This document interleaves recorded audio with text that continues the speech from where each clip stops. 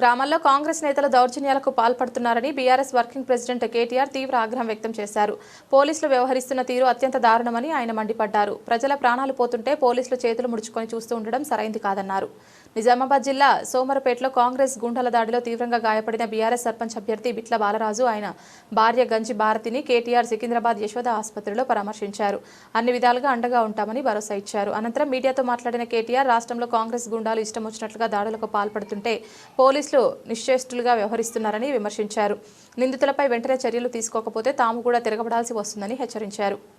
దాంతో పాటు నేను ఇంకొక మాట కూడా ఈ రాష్ట్ర ప్రభుత్వానికి ముఖ్యంగా రాష్ట్రంలో ఉండే పోలీస్ యంత్రాంగానికి మళ్ళీ చెప్తా ఉన్నా మేము 2 ఏళ్లైంది ఈ ప్రభుత్వం వచ్చి.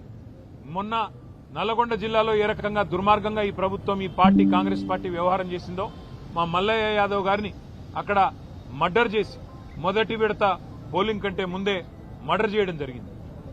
నల్లగొండ నియోజకవర్గంలో ఒక సోదరుడు, ఒక బీసీ సోదరుడు, ఆయన కూడా నామినేషన్ వేస్తే నామినేషన్ వేయొద్దని బెదిరించి కొట్టి ఆఖరికి కిడ్నాప్ చేసి ఇప్పటికైనా స్పందించండి, మీ డ్యూటీ చేయండి.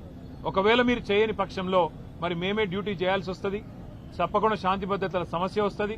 దాడికి ప్రతి దాడే సమాధానం అనుకుంటే మేము కూడా తెగబడాల్సి వస్తుంది.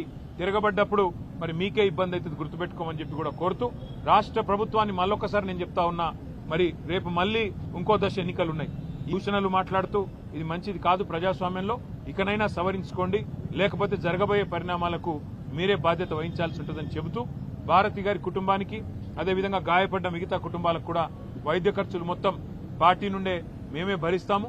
తప్పకుండా ప్రతి కార్యకర్త కూడా పార్టీ అండగా ఉంటుందని చెప్పి కూడా మరొక మాట చెబుతూ అట్లాగే మా నాయకులు కార్యకర్తలకు కూడా నా విజ్ఞప్తి, నా ప్రార్థన, దయచేసి please like and share, subscribe to BCN Telugu News. Please like, share and subscribe to BCN Telugu News.